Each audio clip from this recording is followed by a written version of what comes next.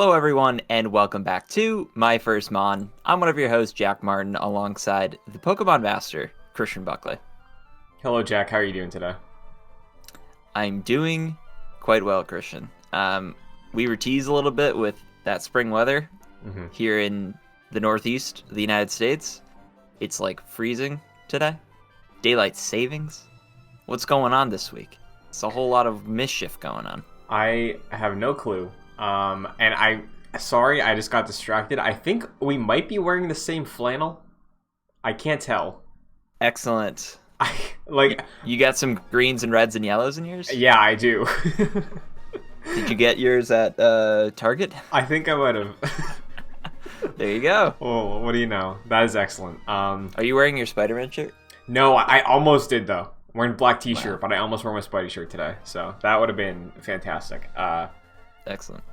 But I'm excited to go through this big chunky week of Pokemon Emerald. You know, I just was like, hey, I'll wear something green, and here we are. Mm-hmm. Yeah, very appropriate. Yeah. My line of thinking was it's cold in my room, so I'm going to throw on a flannel. Usually it's blazing hot in my room. I have a very small room. Mm-hmm. For some reason, you set it to like 70 degrees. These things go to like 100 degrees. It's like 100 degrees in my room at all times. So it's the opposite. But yeah, like what Christian was saying, we have reached the end of Emerald. Of course, we got through the last gym last week's episode, and we're going to talk about the Elite Four and Victory Road and all that sort of stuff. But for those that don't know, this is My First Mon. It's our Pokemon retrospective series with this season covering Pokemon Emerald. It was week by week, gym by gym, all the way leading up to the Elite Four. You can support us over on patreon.com/joyclicks. At the $1 level, you can name the Pokemon in my party, just like Derivative Zed did with Chad Gable. Can't do that anymore because we're locked in, baby. We got a Hall of Fame team over here. But at the $5 level, you can get producer credit and have your name read out in each episode, just like our Patreon producers, Chris Sakis and Aaron Eason. So thank you both. And finally, you can get involved with the show by giving us any advice or corrections in the YouTube comments, and we will feature you in our Trainer Tips segment. Now, to remind everyone, we're at least having one more episode, so there's still room for some tips, some corrections or anything. So, Christian, without further ado, would you like to read off some of our trainer tips this week? Absolutely. From Troy Starkey, they said, I don't know if you guys have any intention of seeking them out, but I'm really curious to see Jack's reaction to the absurd Reggie puzzles. What's all this? So, there are, much like Crystal and Blue before us, there are a trio of legendary Pokemon in this game. Yep. That exist sort of beneath the box legendaries. Think like... Wait, so different than like Kyogre and the other two? Yes. There are three more of these things. There's a handful, Jack. There's a good chunk of legendaries in Gen 3. So the Reggies involve basically supplementary cave systems, dungeons, the Pokemon equivalent of dungeons, if you will, like a forest or something. That involves some puzzles to get them to face you in battle, and then trying to capture them. So if that sounds like something you'd be interested in, we can plan that for next week. I've looked into Deoxys briefly. Seems like it's achievable. And there is for sure another one that will be started. You might have already seen the beginning of this one, but there is another legendary that will be triggered by beating the game. Okay. Christian, maybe you make a list of a couple things. Make like a grocery list. And I'll go fulfill those for next week, potentially. Okay. Very nice. Yeah, I've never pursued the Reggie puzzles, but it's something that I think could be fun, for sure, if you seem interested in it.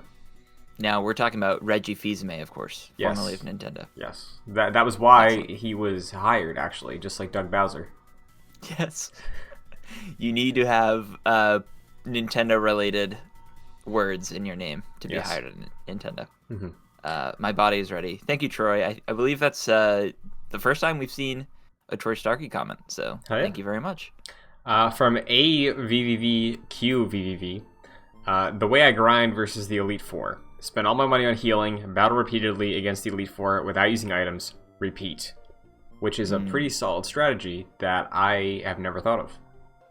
That's a really good idea. Because, yeah, they're getting all their money out of the way. So when they eventually die, which it seems like they're trying to die, essentially, at a certain point, you just spawn back. You don't lose any of your money.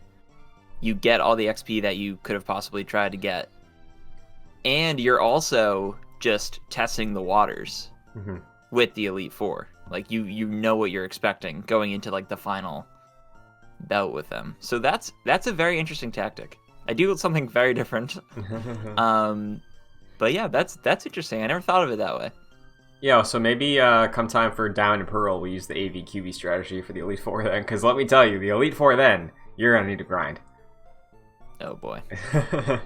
Oh boy. Also AVQV said, Groudon and Kyogre are only available in the post-game. You go to the Weather Institute in Route 119, and the scientist tells you what route has weird weather. It's pretty cool. So, that'll be first in the grocery list, most likely. Yeah, I agree. AVQV, I think another first-time commenter, so thank you very much. We appreciate that. Regal Beartick said, in regards to panicking, fighting types actually have the best coverage offensively, hitting 5 types, being normal, steel, rock, ice, and dark for super effective damage. So, fighting types are actually good. Wow. Well, I made a mistake with my panicking this playthrough that we'll get into momentarily. Wish I had leveled him up a little bit more in parity with the others, but I will get into that very soon. Thank you, Regal Beartick. Definitely not Pedro, also coming in saying, 1, very proud of Jack for the Kingdra fight, which, Thank you. You can use PK Hex to edit the save file. Just change Chad Gable's species from a Growler to a Golem and you would be good to go. Because it doesn't learn any moves after evolving, just changing it to a Golem is the same as having traded and evolved. So, I did try to download PK Hex. I'm using a Mac when I'm emulating this game, and Mac and gaming just do not go well together. And a lot of just files in general are not meant for Mac. I know PK Hex has a Mac version, but there's just like a few more steps involved, and I'm not technically advanced enough to figure that out, so I couldn't do that. But Chad Gable made it through. Hell yeah. So, he wasn't very useful, and we'll get into that, but I did attempt that, definitely not Pedro, per your suggestion, but couldn't do it. Well, next gen, we won't have to worry about that, because we can just trade away, if you want to grab another another Geodude and finally have a Golem, then don't worry about it. Maybe. I haven't had the big boy yet. No. Sunstone is just an ordinary evolutionary stone. It does not have any effects in battle, and Surf in Gen 3 only hits the opponent's Pokemon. In Gen 4 onwards, it hits every Pokemon. So, that explains why, because recently the only Pokemon games I've played have been like Sun and Moon, Let's Go, Sword, and Shield, because haven't revisited in a while outside of the show. So, yes. There we go. Yeah. Thank you very much. Definitely not Pedro. I think I got lucky with using Surf this gen, it seems. Yeah, yes, absolutely. But thank you, trainers, as always, improving the show week to week, and looking forward to the finale next week. Absolutely. Potential finale, depending on how long this goes. Exactly, yeah. It's up in the air. We'll see. But Christian, I'm going to hit you with that current party. Please do. Before the Elite Four. Okay. Now, these are all the levels. So essentially what I did before getting to the Elite Four was grind for like a few days all of my Pokemon to level 50. Save for one, unfortunately. So, and this was on Victory Road, so we'll get through that whole process. But Sceptile was level 50 before entering. Manectric, also level 50. Pelipper, level 50. Chad Gable, level 50. Yurtle, level 50. And maybe level 51. Panda King, level 40. Now, would you believe, and I actually went through the Elite Four this morning of the recording of this. Wow. And I was sitting in my bed, just grinding it out, listening to some podcasts. I watched the no-clip documentary on Hades. It's very interesting. And I was like, okay, just finished one episode. I'm set to go. I think Chad Gable was like the last one I did. I was like, sweet, all my Pokemon are level 50. I'm fighting the Elite Four, and I bring out Panicking, and I see level 40. I was like, dude, I totally forgot. I totally forgot to level him up to 50. So, unfortunately, he was a bit useless in this, which was very unfortunate. That is rough to hear. I can relate to the Elite Four not having a fully optimized team, because in the past 2 seasons of this show, I definitely had like a filler slot, because in Elite, I can guarantee you in Red, when I played Red for season 1, I didn't have a fully fledged great amazing team for the finale. I rested my laurels on my tanky Raichu and my Venusaur.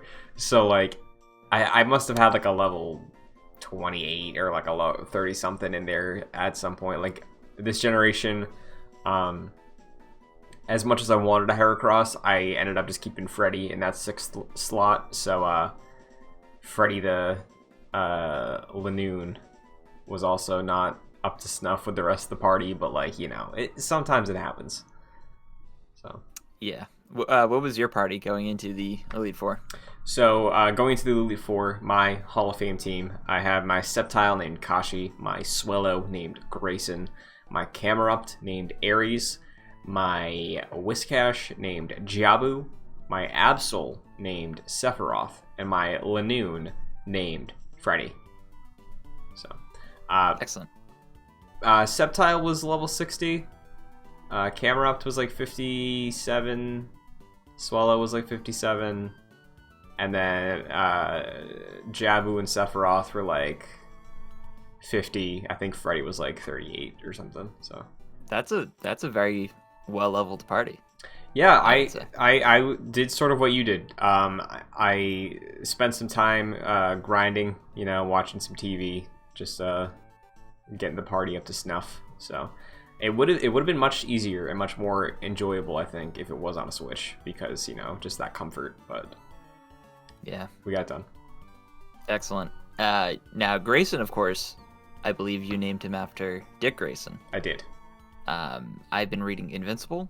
Ooh. And the character in that, his name is Mark Grayson. So very nice. Very nice. That's what just had me thinking of that. So, very good, very good. Those are our parties. We essentially pick up going to, I'm forgetting the town name, right outside of Victory Road. Can you remind me? Shoot, why do I forget? Sorry to put you on the spot. It's like one of the earlier ones, right? Or is it? No, sorry, that was. We'll get there. Yeah. I'll look it up at some point. Okay. But essentially, we have to use Waterfall to get up there, and then we get to Victory Road, right? And Victory Road is always, I imagine, is always in Pokemon. It was in it was in Blue and Crystal, and it's always sort of the like test right before the Elite Four to make sure that like you can actually do this. Yeah, it can be pretty brutal if you're not prepared. There have been many times growing up that, not me, because, you know, I'm competent at Pokemon, but friends that were definitely like, oh yeah, I was ready to go I beat all the gyms, and then I went to the Elite Four and Victory Road, and I just like got crushed. I can't barely make it through here. It's like, yeah, gotta be better. Can't just all stack it up against one Pokemon. You can't just all dump it into your starter. You gotta have a team. That's what's important. So exactly. It's called Evergrande City. Thank you. That's where we end up. That's funny you say that, because that's essentially what I did in Blue. It was pretty much the Blastoise show party. Yeah. Blastoise. Yeah, I was just mopping the floor with water essentially. Yeah. Not a good tactic. Not very good. No, not this at time, all. of course, we have pretty much my whole party is like at parity at level 50. I think I had like Blastoise was like in the 40s, and then the closest one after that was like 30s or 20s, and then the others were in the 20s. So like, it was not a good strategy, but I made it through. Yeah. So if you recall, if you don't, it's fine. But I'm curious because like previous generations that have had victory roads, they're pretty straightforward in terms of their design and layout. How do you feel about Hoenn's Victory Road with the implementation of water and waterfalls and all these other HMs? Like, what do you think of this? Is it tedious to you? Is it bothersome? Is it worse than before? Like, what's up? Yeah, honestly, I was kind of annoyed by it because I had to swap in and out different Pokemon, just like to use HMs essentially. Like, yeah, I think Strength you have to use Waterfall, Flash, and Rock Smash. So yeah, it was kind of annoying. I like the idea of having Victory Road as like the last test for your whole party, and I feel like that was like an obstacle to get a party member out and swap it with someone who can actually use HMs. So wasn't the biggest fan of that aspect of it. That's like my biggest issue with HMs, I think, because you're supposed to be having a party, you know, and I think it's important. I brought this up a few weeks ago. I think it's important moving forward to maybe have a couple benched that you are keeping up like with parity. Maybe some of them don't have, like maybe one of them has a HM or something, but even in future games where there isn't an HM move, I do think having like at least one or two alternates to be able to like rotate into the party on a need-to-need basis is key. But specifically here, where it is like, hey, yeah, if one of your core party members doesn't have strength, tough luck, you know, like go swap them out. Go swap out one of your all-stars for this ferret that you found, right? And like that hurts your chances of getting through Victory Road. So like I do think that's a pretty significant issue in terms of what Victory Road is supposed to be here, you know? And thankfully later games fix this too, because you can swap your Pokemon through like boxes with your backpack. You don't have to go to a PC. Oh, that's awesome. Yeah, like super, super late. That is a very recent addition, but something like that could be implemented in a fix or another remake maybe of Gen 3, or hopefully Gen 4 does that also with the remakes. But yeah, it's definitely a huge flaw, I think, in terms of what Victory Road stands for. That's really interesting. I wonder that too, whether that mechanic will be implemented in the Gen 4 remakes. I hope, yeah. It's very, you know, I think they mentioned briefly in the press release for Gen 4 remakes that they're going to have some quality of life improvements, so you'd assume that's a pretty major one. Get like that and getting rid of HMs are pretty huge, but we'll see, you know. Yeah, I mean, we've discussed this to death, but HMs are just kind of an annoyance at this point. Like, they're so rare that when you do run into them, it's like, ugh, I have to backtrack, and especially if they're not like optional, like if they're actually like you have to go use this HM to get through this path. It is very tedious to actually backtrack, go to a PC, swap out one of your party members, bring in a random HM Pokemon, and then just be on your way with essentially this useless Pokemon after you use Cut or Flash or whatever. So definitely annoying, but in terms of what's actually here, Wally shows up. Yes. And I think for the first time ever, he has more than just his Pokemon. I'm forgetting what the Pokemon was he got at the beginning of the game. Ralts, right. Which I think has evolved at this point. Yes, Ralts evolves to Kirlia. I don't know if we fought a Kirlia, and then Kirlia evolves into Gardevoir.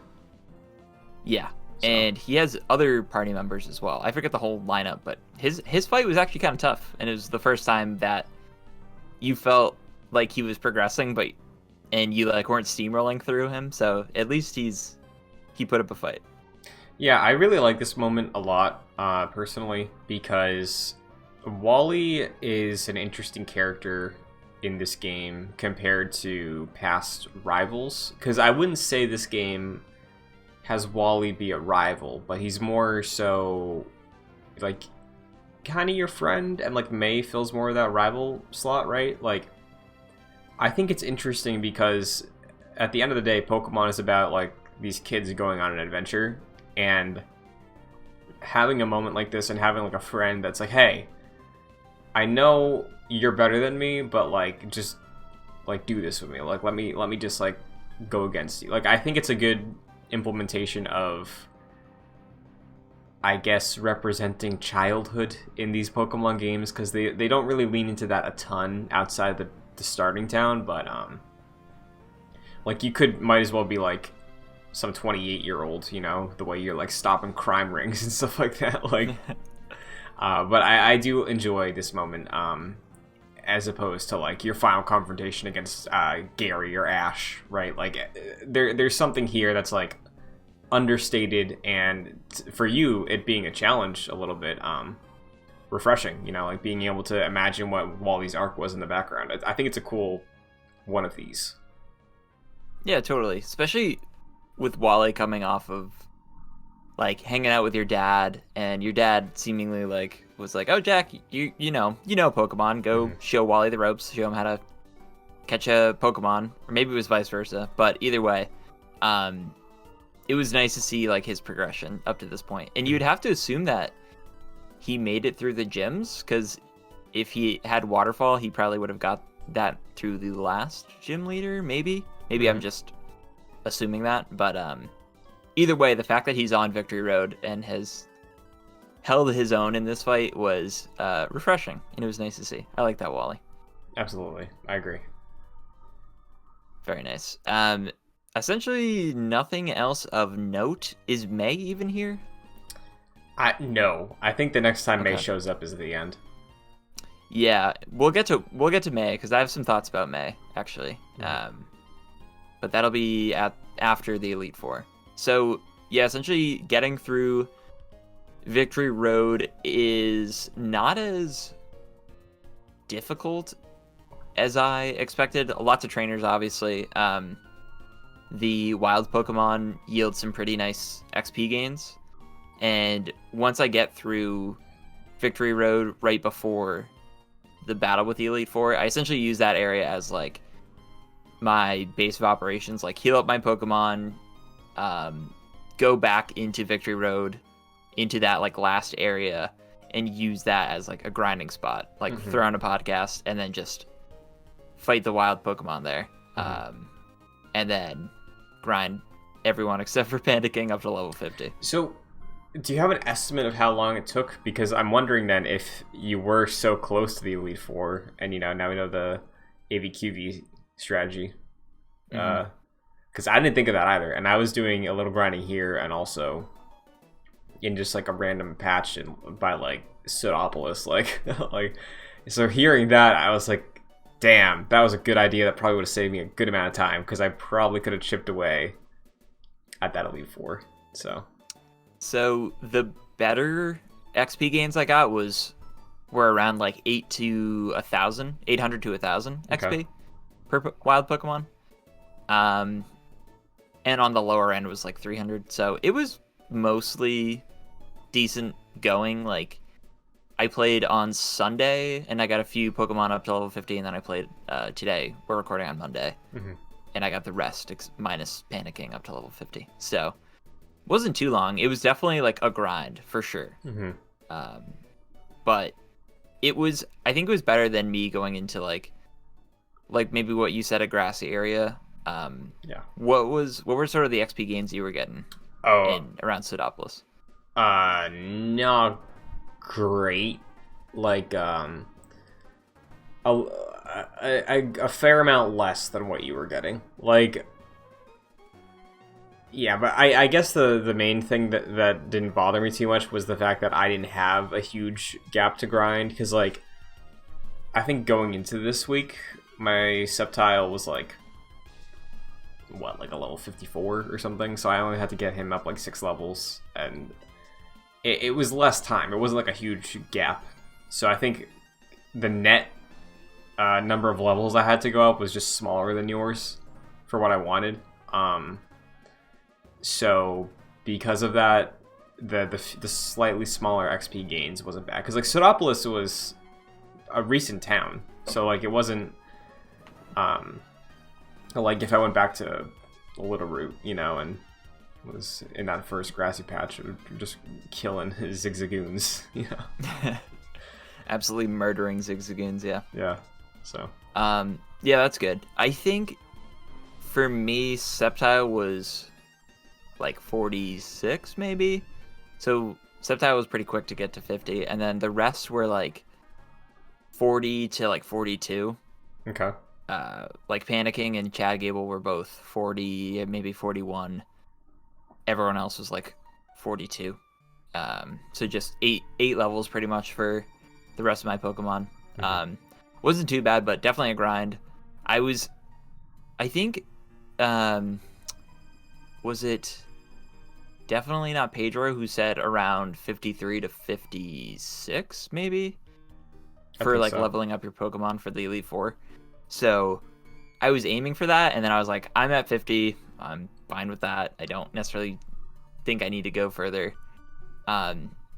So for me, I think this is the party that I leveled the most. Okay. Going into the Elite Four, because I think even with Crystal, I was like at most in the 40s, and then the rest were like in the 30s. Okay. Now, because of that fact, and because this, I think, so far in the entire history of the show is the most we've talked about grinding, I'd like to ask you, if you didn't have to grind this week, and you went into the Elite Four, and you were about as competent going in as you were post-grinding.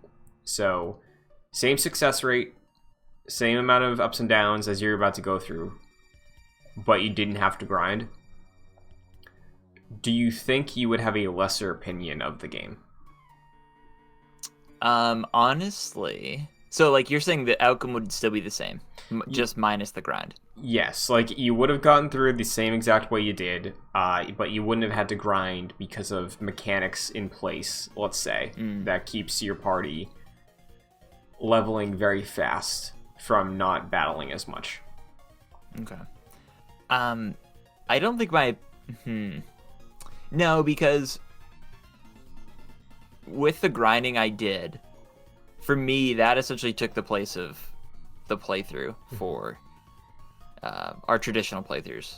I would say it took probably around the same time of going through Victory Road and doing some grinding and the Elite Four as it took with like a longer playthrough of gym to gym. Okay.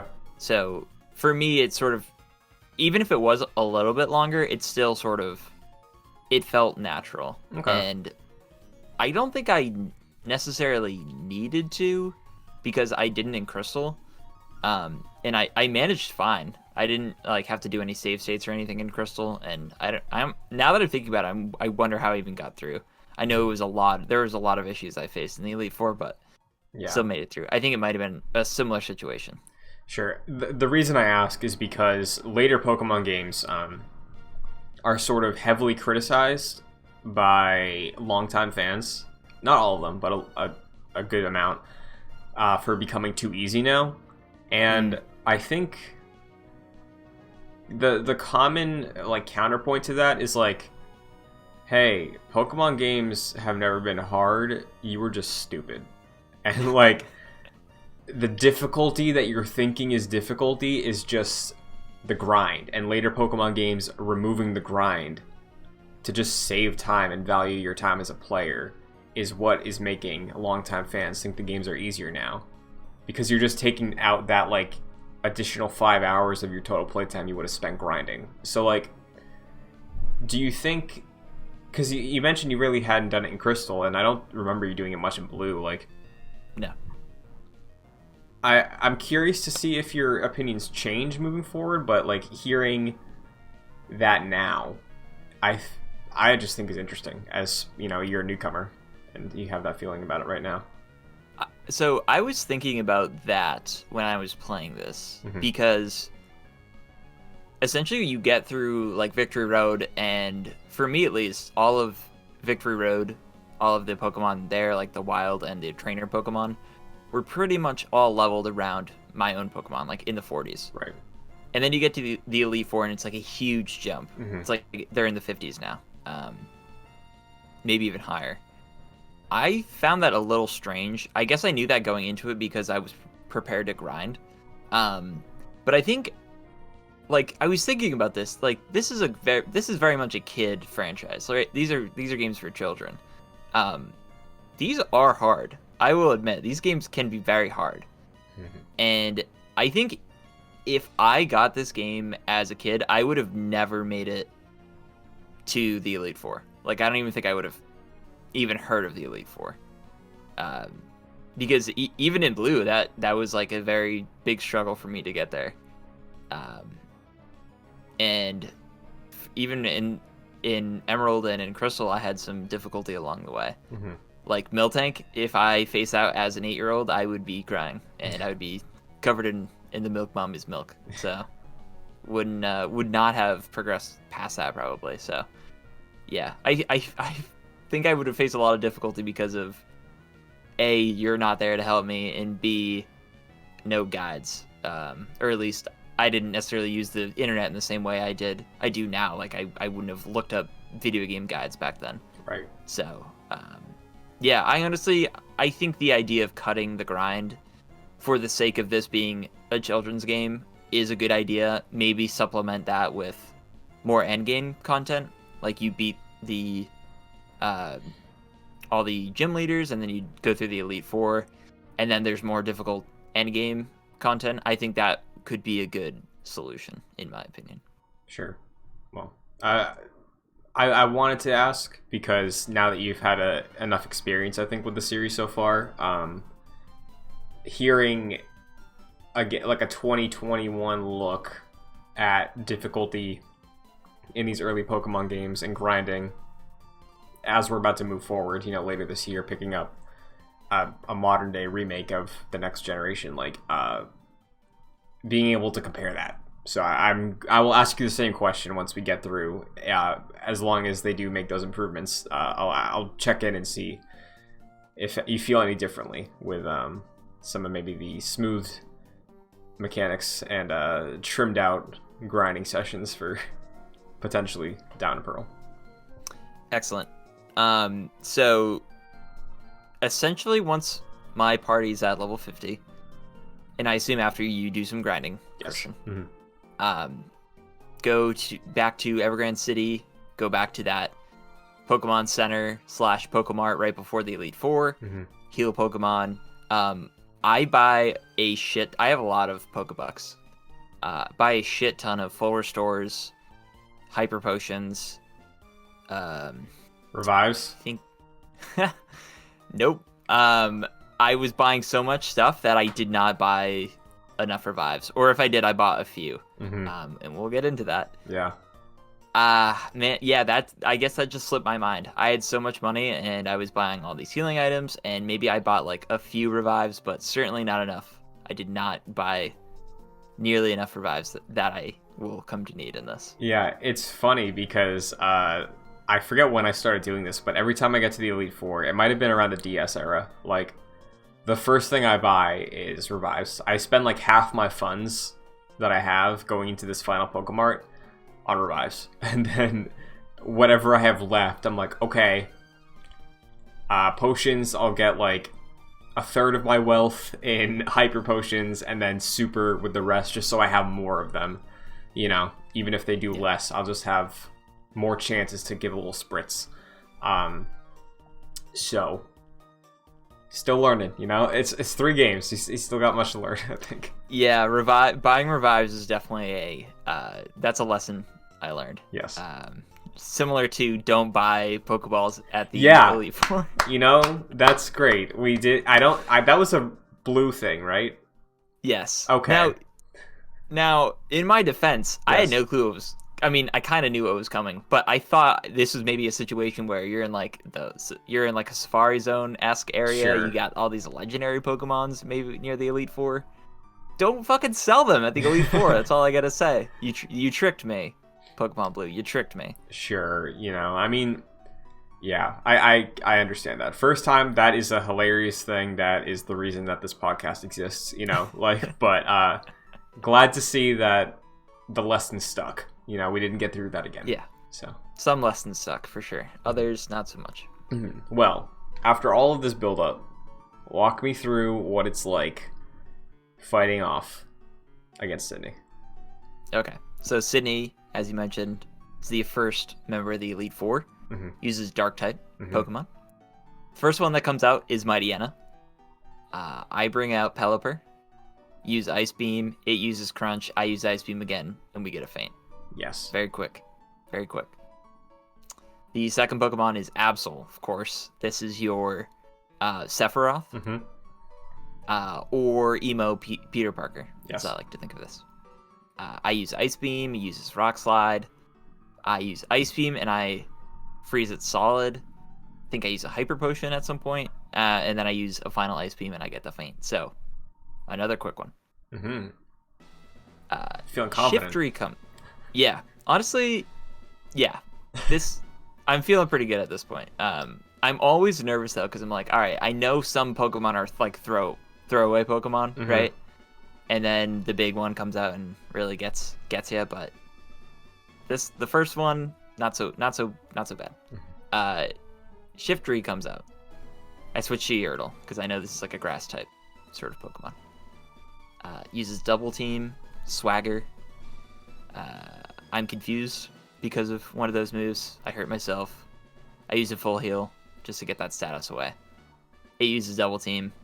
I use Flamethrower. That's the only move I use against Shiftry, and it's a one-hit thing. Very nice.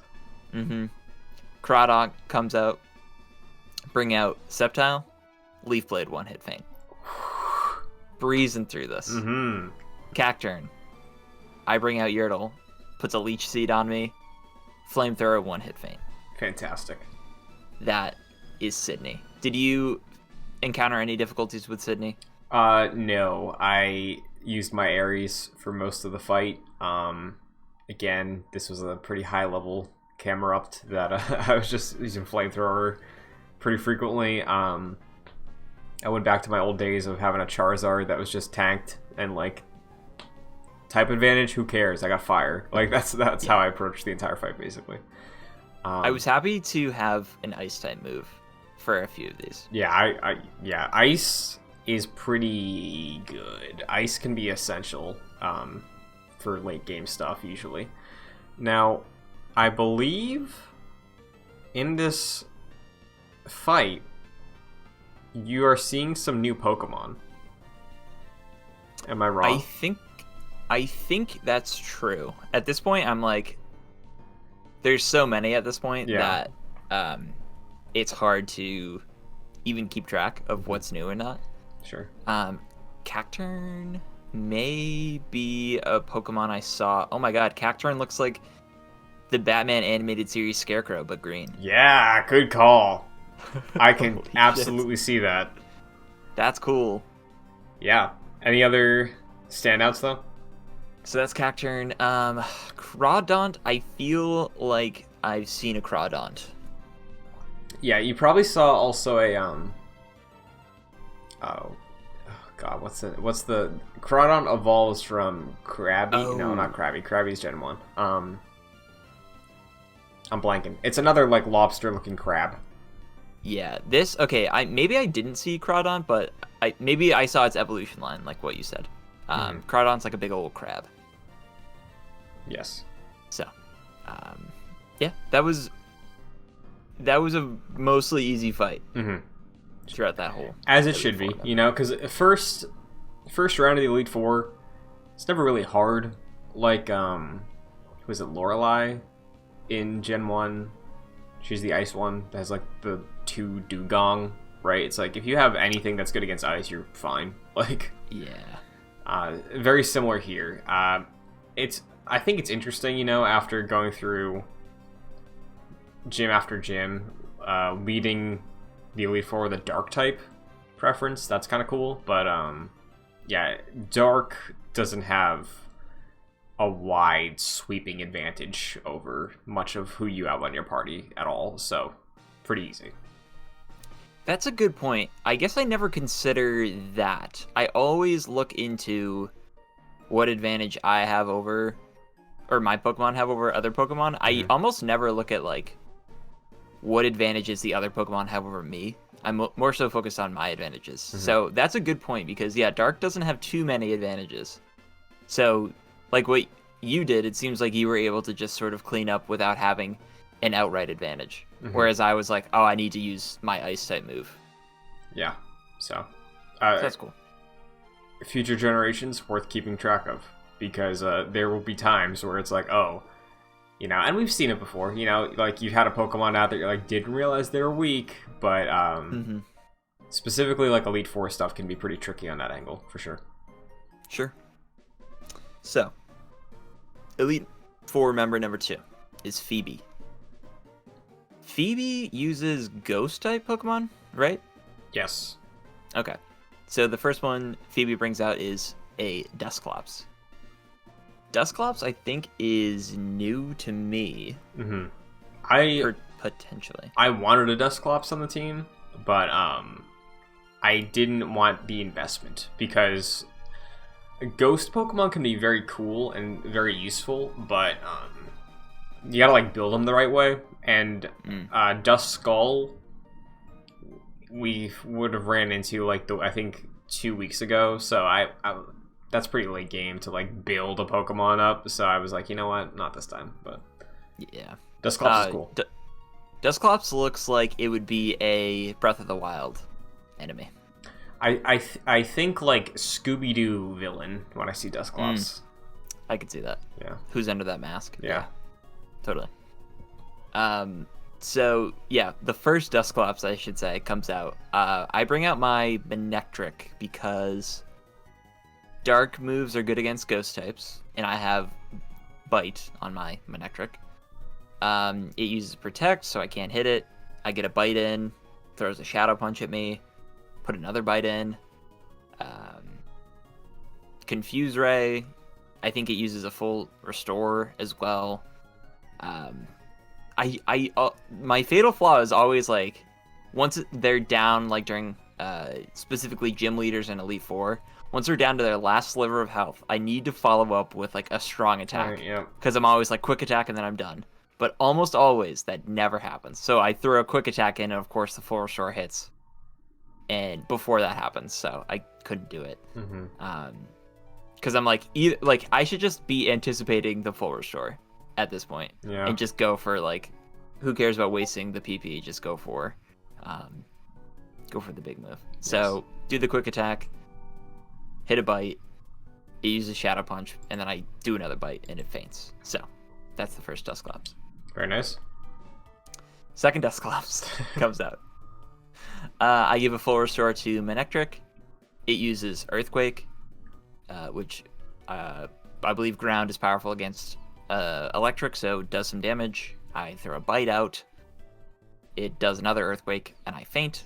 I bring out my Pelipper. I use Surf. Uses Rock Slide. Use Surf again for the faint. Now, so lose a Pokemon. I want to ask you this also. What do you think? Because we've talked about like, all-out water offense, Misty, very stupid.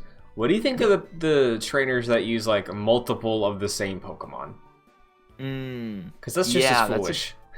That's a good question. It does seem foolish. I feel like they usually throw out one that's somewhat weaker, but still has like that one strong move, right? And then it throws out the other one that it's all like. I think Crystal had one that had like. I think you mentioned it was the Dragon type that had the Hyper Beams or whatever it was. Maybe. Something like that. Yeah. And yeah, those can actually be really challenging. The duplicate Pokemon in the Elite Four can actually be fairly challenging. Even though it does seem dumb. I meant to send this to you. I know you appreciate a good Sam Raimi Spider-Man meme template. Of course. I saw this on the Pokemon subreddit, actually. It was like the scene in Spider-Man 1 where Peter's in the hallway after lunch and Flash is there, right? And on Peter, it said, like, me with my level, like, 50 Pikachu. And then on Flash, it said a Fisherman with 6 Magikarp. And Peter was like, I want to fight you, Flash. He's like, I wouldn't want to fight me neither. I was like, seeing that, like, it makes me think of this. It's like, I don't know what you're trying to do, game, but in the Elite Four, maybe, sure, I'd hear a case. But throughout the game, like, this grandma that has, like, 6 Geodudes, like, why? Like, I don't get it. Yeah, it is funny. I think you run into some joke battles along the way in Pokemon. Sure, yeah, there's definitely, like, some farce ones, but Totally. it's weird. Yeah, so we get through the twin Dusclops here. Mm-hmm. I lose my Manectric along the way. A Banette comes out. The first Banette. So I bring out my Yertle. It uses a Thunderbolt against me. I use Flamethrower. It uses Psychic. And then I get another Flamethrower for the Feint. Good. Pretty quick and dirty. Mm-hmm. Banette number 2 comes out. Uses Shadow Ball. I use Flamethrower. I think I use a Hyper Potion for my Yertle. Shadow Ball hits again. I use Flamethrower. And before I do that, it uses Grudge, which I don't think I've encountered. And I feint the Banette, and once I do that, I lose all of the PP for my Flamethrower move, which is wild. I'm so taken aback by that. Yeah, there's some... That's the cool thing with Ghosts. Like, you have to build towards that, but you can do some, like, some trolling, griefing moves, depending on where that Pokemon's positioned in your party during the battle, which is very fun. Like, I think Destiny Bond might be a Ghost-type move also, where, like, if I used it and you were fighting me, and then you fainted my Pokemon, because my Pokemon died, so would yours. Yeah, that I feel like could be a really interesting maneuver in, like, person-to-person Pokemon battles. Like, real people fighting against each other. Like, that would be an interesting strategy. I don't know how I would use that, but I could see that being quite dangerous. Yeah, I wonder if that's allowed in competitive, because I don't know what the game would do if, like, your final Pokemon, if we each had one left, and then I used Destiny Bond, and then you fainted. Like, what would happen? Would you just win because I died first, or what's up? That's a good point. Yeah, I don't know. I don't know what the rules would be.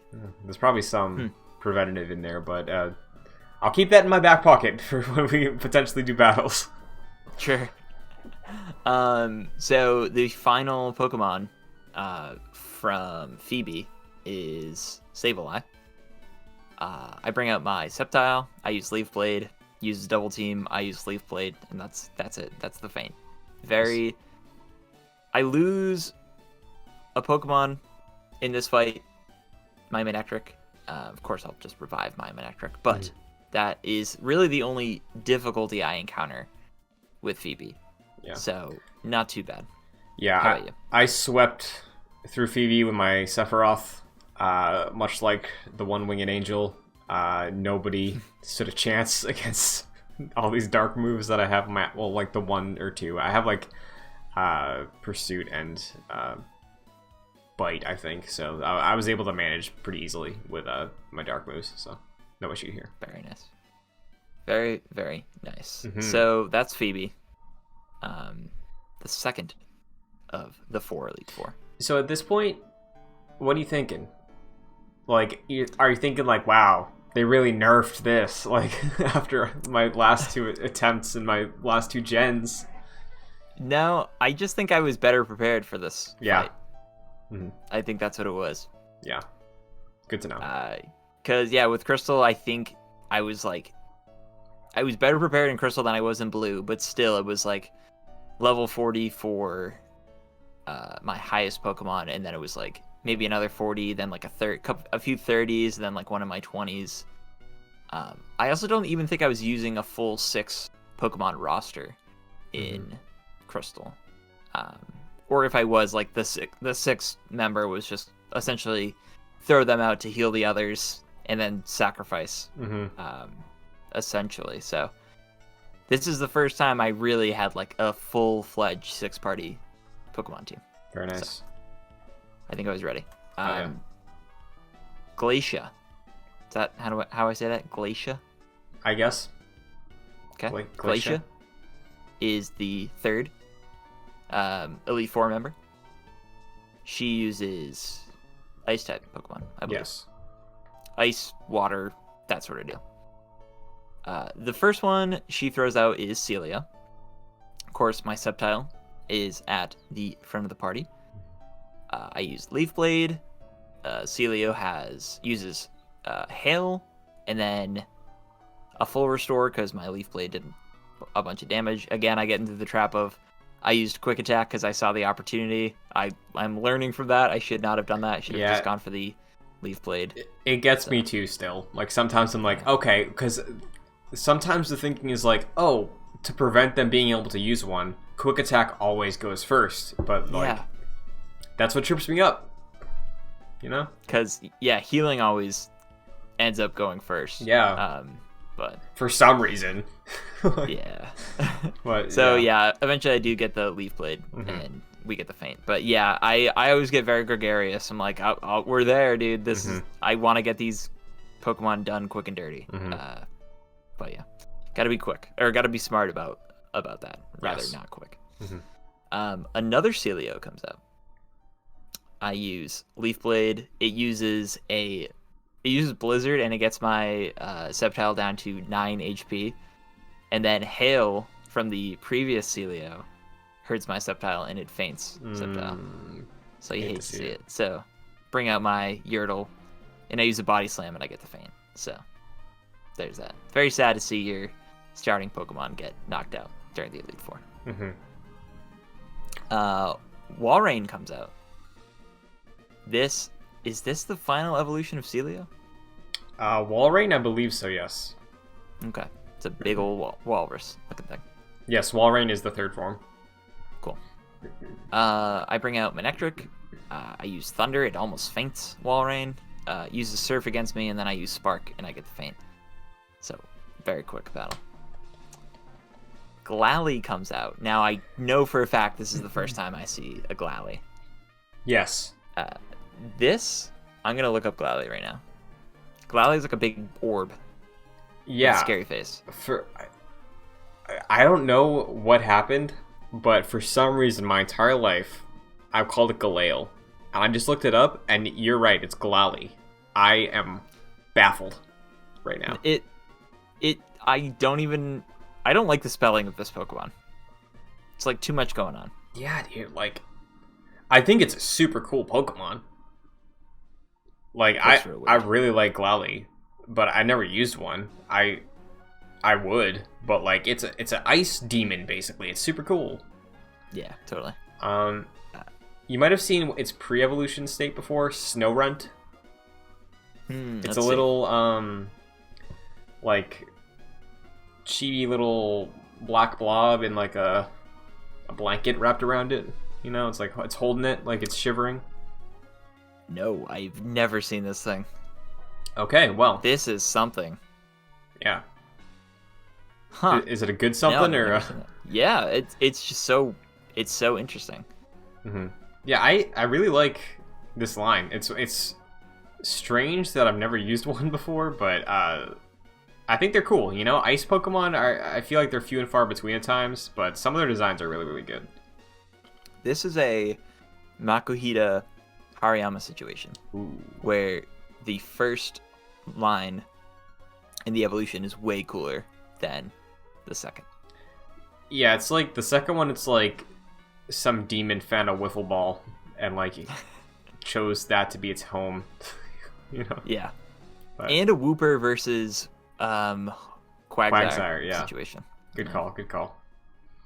So we got the first of two Glalies. I revive Sceptile here. It uses Icy Wind. I bring out Yurtle. Again, Icy Wind uses a Light Screen as well. I throw out Overheat and takes 3/4 of its HP, but of course uses a full restore. I use Body Slam. I bring out Chad Gable. It uses Crunch and Ice Beam before I can even use a move, so Chad Gable faints. I think Chad Gable gets like one hit in this entire run, which I think is hilarious. Yeah. Panicking comes out.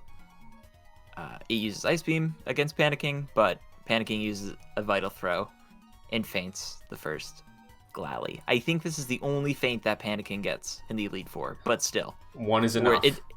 Yeah. It's like how, like, on a basketball team, you have, like, your fifth player, right? Who, like, isn't really doing much, is maybe, like, passing the ball around. And then, like, when it comes time and you're expecting to throw the ball to, like, Michael Jordan, you throw it to this dude, and he hits the three-pointer. Like, he's there when it counts. You know what I mean? Absolutely, yes. That's my Panicking in the situation. Who's a level 40. Which that was not the case, but oh well. Second Glalie comes out, I think a lot easier. Give a Hyper Potion to Yordle. It uses a Ice Beam against my Panicking, who's in the party, who's essentially my healer right now. It faints. Yordle comes out. Glalie uses Hail. I use Flamethrower. It uses Ice Beam. I use a second Flamethrower, and I get the faint. So, that is Glacia. Do you encounter any difficulty with Glacia? Slightly. You know, my big advantage on my team here is fire with Ares, but Ares is also ground, so not great. Because, you know, ground is weaker to ice, so this is where some of the revives come in handy, you know, and just like going through this rotation of like doing some alright damage, you know, for the Celias, mostly Kashi, but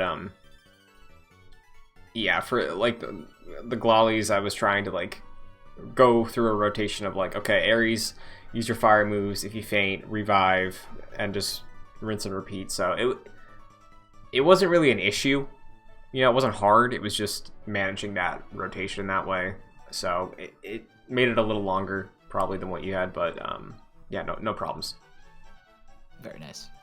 Now we encounter the final member of the Elite Four with the coolest name, Drake. Yes. In some way a reference to dragons. Yes. Which I think is cool. Very good.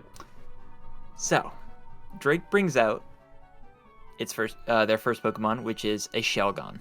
I think this is the first time I've seen a Shelgon. Yeah, so potentially. Shelgon... Oh god, is Shelgon a Gen 2? Shelgon might be a Gen 2. Do you remember Baggin? Ooh, first introduced in Gen 3. Gen 3, okay. My mistake then. Yeah, so did you see a Baggin at all? No, but I'm looking at a Baggin right now. That thing looks cool. Yeah, so Baggin is the beginning of this generation's Dragon line. You know how in Kanto there was Dratini to Dragonite? Yep. Gen 3 has, I think, a couple dragons, but one of them here is Baggin to Shelgon to Salamence. Very cool. Salamence we'll get to. Very tough Pokemon. Yes.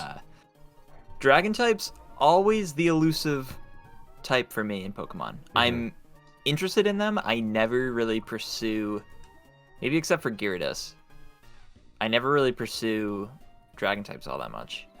But anytime I run into them in the Elite Four, I'm terrified because they deal some damage. Yeah, dragon types are cool. There's plenty of people. One of my friends from school, back home, I mean, like, they will usually have a team of mostly dragons. So, like, there's absolutely a strength to that, because, as I'm sure you'll find out, dragons are not weak to much.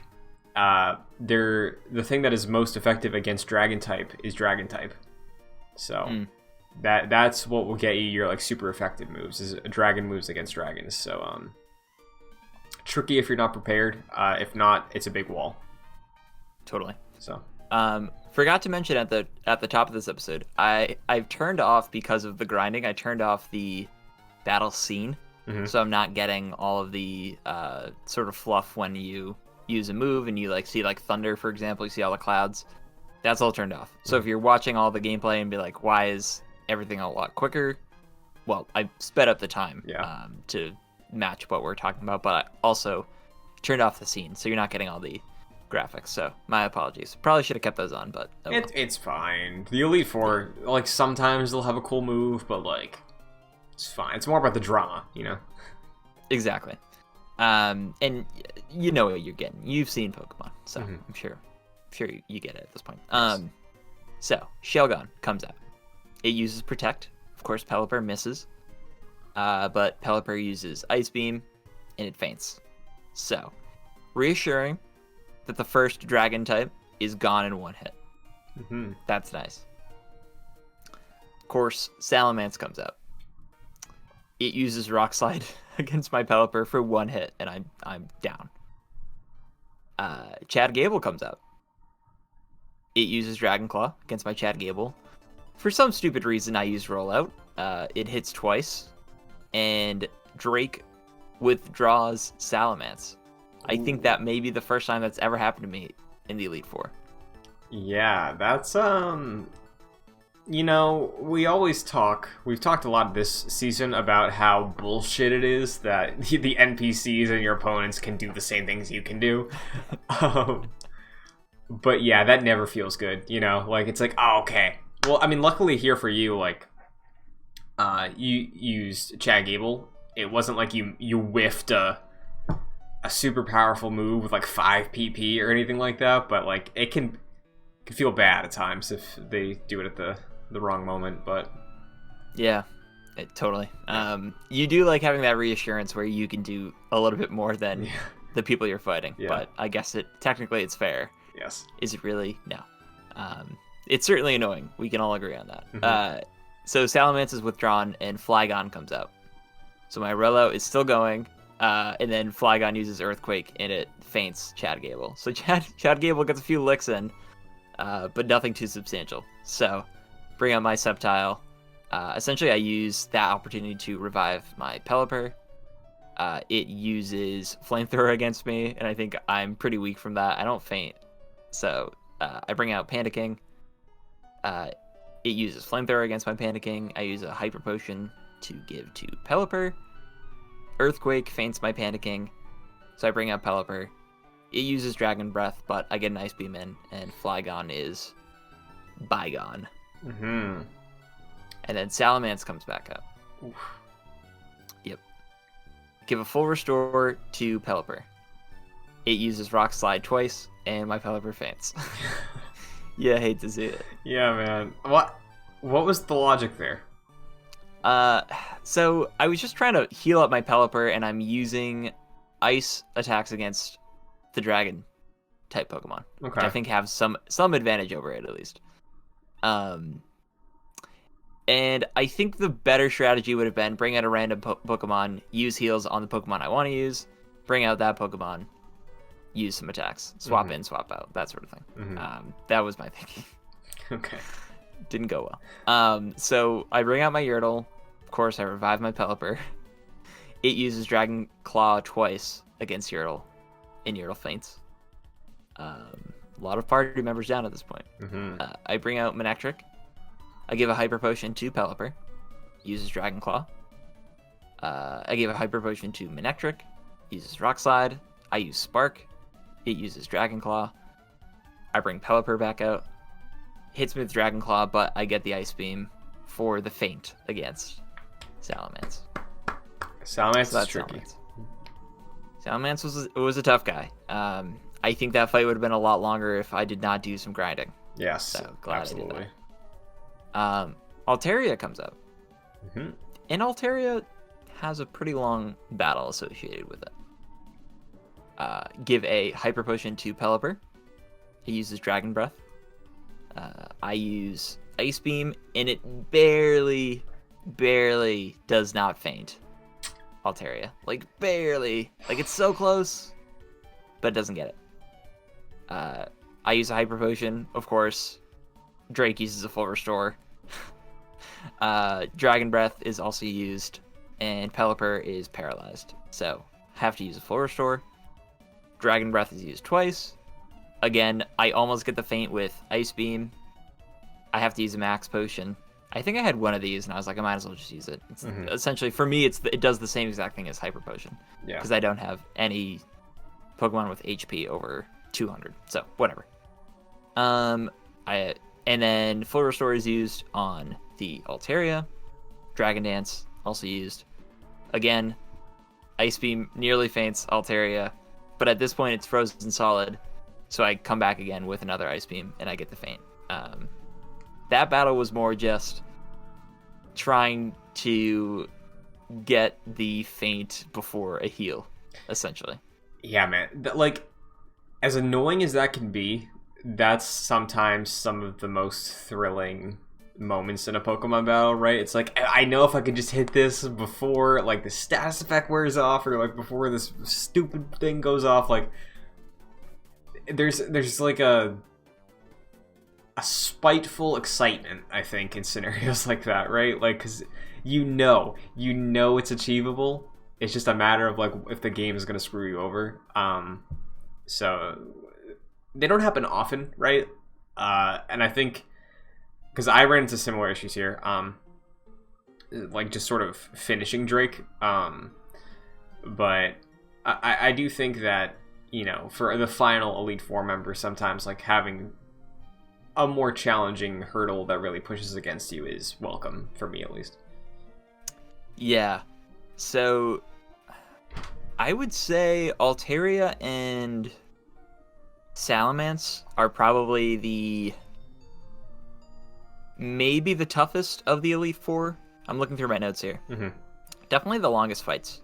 Yeah. So I guess that would be the toughest. Glalie as well. Mm-hmm. I'll throw Glalie out there. But Kingdra is the last Pokemon that Drake throws out. Now, of course, ran into some issues with Kingdra a few playthroughs ago. Yeah, getting a whiplash. Yeah, I'm scared to say the least about this Kingdra. It uses Dragon Dance, so I'm like, hey, at least it's not using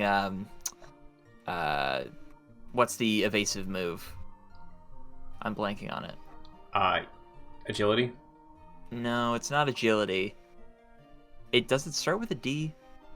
Whatever it is. It's the one that ups evasiveness. Okay. It's not using that, so I'm like, cool. Uses Dragon Dance. I think I have Pelipper out, which uses Ice Beam. Dragon Dance used again. This is so satisfying, by the way. I use Ice Beam. It uses Dragon Dance, and of course, Dragon Dance is upping its attack, I believe. And I use Fly. And it uses Body Slam and it misses. So it's building up its attack to use that, and I just so happen, I think I run out of PP for Ice Beam, and I just so happen to use Fly, and it misses. And then I hit Fly, and then it faints. Mm-hmm. So I thought that was funny. That's fantastic, yeah. That I love that that's the end also of the Elite Four. It's building up to this move that will crush you if it hits. Yeah. But then it's like, oh, sorry, what? You wanted to hit me? I was in the sky. My bad. Yeah. Oh, that's great. I think it might have landed like one Body Slam, but I definitely avoided at least one of them, like a crucial hit that would have done a lot of damage if not fainted me. So thought that was hilarious. That's Got beautiful. my revenge again on Kingdra, so that was nice. Hell yeah. So, the Elite Four, done. Now, I did it legitimately, Christian, of course. No save states or anything. I'm playing on an emulator. But, huge but. I get to Wallace, and at this point I have like 6 revives, right? I mentioned it slipped my mind, and I don't think I could backtrack to get some more items, correct? No, you could not have. But you expected a champion, right? You expected a final 5th fight. Yes. Okay. So I think I have like 6 left, maybe like 5 left. I'm probably not going to use that many, right? I'm probably not going to use that many. Turns out I did. I ran out of revives. And I think that was pretty much the reason I lost against Wallace, because I do lose against Wallace. For some reason, just like panicking, that slipped my mind, and I did not buy enough revives beforehand. I had like 30 hyper potions and 30 like full restores, but for some stupid reason, I totally did not buy enough revives. So I was doing save states along the way, just like I did with Crystal. Like I would save after each Elite Four member. I didn't have to revert to a save state at any point in the Elite Four for Crystal. But I do for this, because I figured it was fair enough because I made it through the Elite Four with like next to no issues, right? Yeah. Of course I lose some party members, but I think I'm chalking this one up to me being stupid and forgetting to buy enough revives. That was my fatal flaw here. Sure. Well, Jack, I think I might have said this last time we did this too. Like, so you said you were making the save state after you fought a gym, after you fought an Elite Four member. Right. That's if I was playing on a Game Boy, I could do that also. Like, you can just save in between fights, so there's no shame in doing that. That is a strategy. I think you said that exact sentence. Yeah. In Crystal, because I'm getting deja vu from last season. Yeah, because okay. In menu, you know how like if you pull up the menu for your game, in game, right, you have an option to save because that's how you would save on the hardware. You know, with the emulator, you're doing a save state that will just like pause the game when you pick it back up. But like, no, yeah, you can absolutely do that. Like, cheating would be save stating of like, or not cheating, but not doing it legitimately would be like, hey, I have like 3 PP left for this move that won't hit full like 100% of the time. I'll do a save state before each one, and I'll just reload it until it hits. Like, that would be cheating with save stating. Like, this strategy is completely ethically fine. No worries. Okay. Excellent. Well, that's good at least. That's reassuring. Mm-hmm. It's like in Metal Gear. We're playing through the Metal Gear series. You can call like on your codec and make a save. Yeah. At various points. So, I guess with any game. But Metal Gear comes to mind. Mm-hmm. So, all right, that's reassuring at least. Because, yeah, I don't use the save function in the game because I don't think... It's weird. I don't know how to work it either if you're doing a save state and also saving in the game. Like, when we play on actual hardware, then you will be experiencing that, you know? So, like, you're not even going to be missing much either because you weren't using the save states to give yourself an advantage. That you were just doing it as a security net in a way that I could have done in 2005 also on my DS. So, like, you're completely fine. You're not going to have any issues moving forward either in terms of saving and losing progress. You're good. So, with that said, I reload to the save state I created right after Drake. Mm-hmm.